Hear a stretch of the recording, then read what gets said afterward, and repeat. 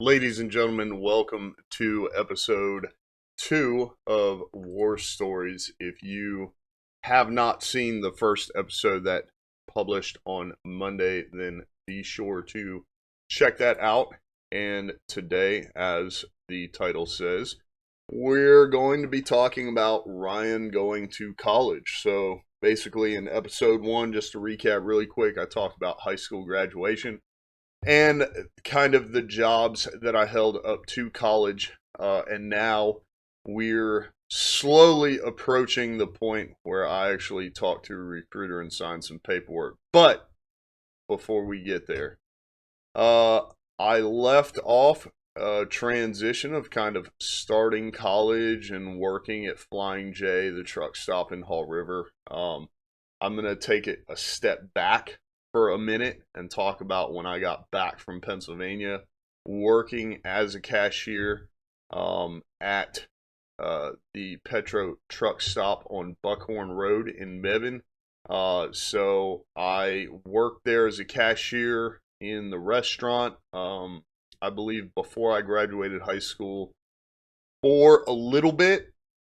And then when I came back, I worked as a cashier in the convenience store section, um, inside of the truck stop. I think that part is really important because that's actually where my older sister met her husband, Chris. And so therefore that's when I met him. At the time, obviously they were dating, if not possibly less than that, maybe just flirting, in the truck stop. So I just kind of knew him as a guy that also worked there. But fast forward once again, I'm going to college at Alamance Community College, working at Flying J, and then all of a sudden my 1992 Ford Tempo, eventually it quit on the interstate. I was headed home one day and it just died. I was able to coast off the highway.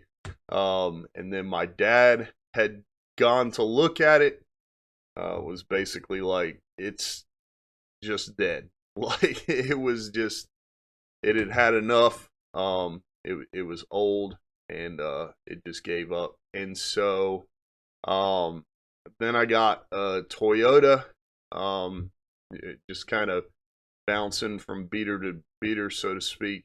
And then one time getting off the highway at home in that one, it had basically just quit.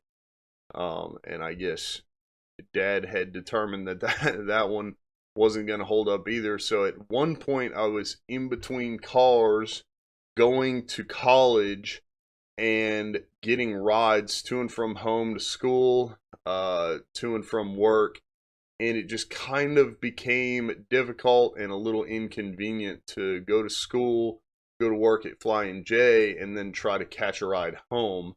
It wasn't working out really well. It was very difficult for my schedule, for the people's schedule who were giving me rides. And so I basically quit Flying J and got a job at Cracker Barrel, up off the Elon exit, because that's where I was living at the time. My older sister was attending Elon University. I was going to ACC, and we shared a house together that we rented for very cheap. So it was a little bit better to get a job up there at the Cracker Barrel, where that was about a mile from where I was staying. In any case I had to, I could ride a bike or walk if I couldn't catch a ride, and then if it was raining or I was able to catch a ride, then I did that. So basically, I got a job up there, and I actually worked. Fun fact, at the Cracker Barrel when they still had a smoking section. So if you know that Cracker Barrel, when you walk in, I still look over in the corner and chuckle a little bit because all the people sitting over there are sitting in the smoking section, even though they may not know it or see any cigarettes. And I just highly doubt that when North Carolina went and transitioned from allowing people to smoke in restaurants, that restaurants went through any sort of cleansing or sterilizing those sections. I feel like they were just, smoking was allowed one day and then the next day it wasn't. So, anyways, I worked there, catching rides to and from school still. Definitely rode my bike a little bit more to get to and from work at Cracker Barrel.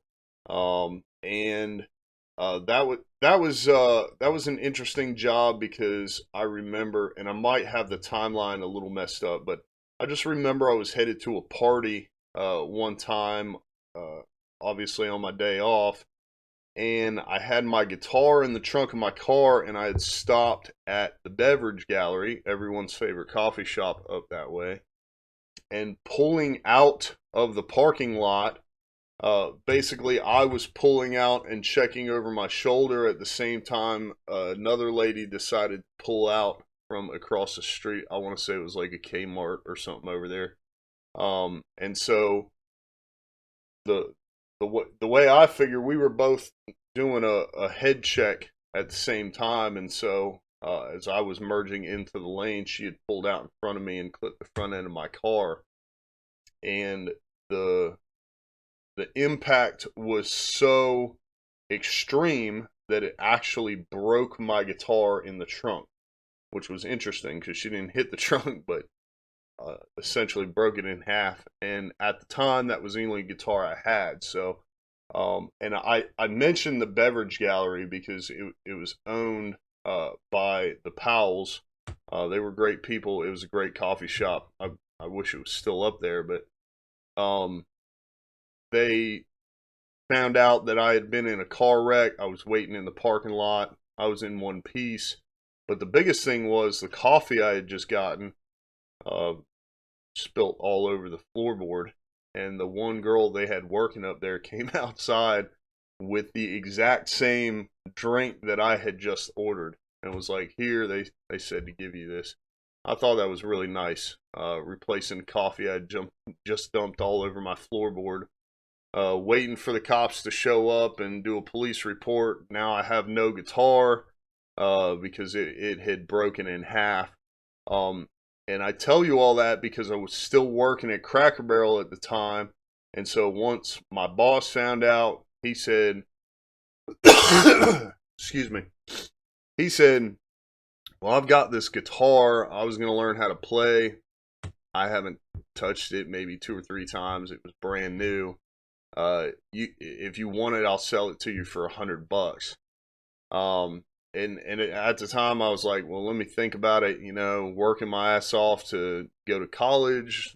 They want me to pay for classes. That's not cheap. And then, paying rent on an apartment. Like, I'm barely 18 years old at this point, and I want a guitar, but $100 was a lot of money back then for a guy trying to go to school and also pay bills.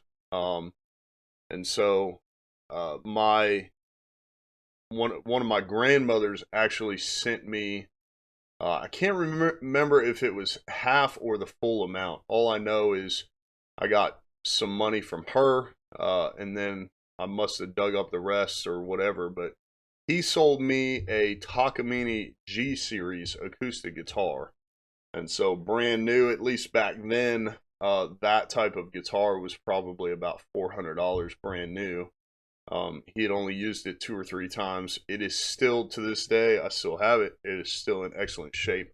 And one of my favorite guitars. But I thought that was pretty cool as well. Getting a car accident, old no-name acoustic guitar. I had, if I'm not mistaken, it was actually a 12-string that I just had 6 strings on, which was kind of dumb, but I didn't know how to properly play a 12-string guitar. So, broken half right at the neck, not really worth trying to repair or anything like that. And then that guy was like, well, I've got a guitar you can have for $100. And, well, like I said, phenomenal guitar, great sound. If you've never played a Takamine, I absolutely love it. I still have that guitar to this day. So, that brings us very close to the end of my employment at Cracker Barrel and when I would be joining the Army. So we'll get into that. In the next episode, I think I want to tell you a little bit about going to college and the difference in my classes between my first semester and my second semester. But don't worry, because Chris comes back into this story. Um, Otherwise, I probably wouldn't have brought him up. Of course, they are married now, but you're about to find out his involvement in me joining the Army. So we will pick up there on the next episode of War Stories. If you enjoy this, if you enjoyed the first episode, if you enjoyed the Veteran Talk Show as a whole, then please leave us a 5-star review. It helps bring the show to the service and put it in front of people who also might enjoy it. And while you're at it, subscribe wherever you listen to podcasts. Tell your friends to subscribe as well. My name, of course, is Ryan Smeltz, and I will see you on the next episode of War Stories.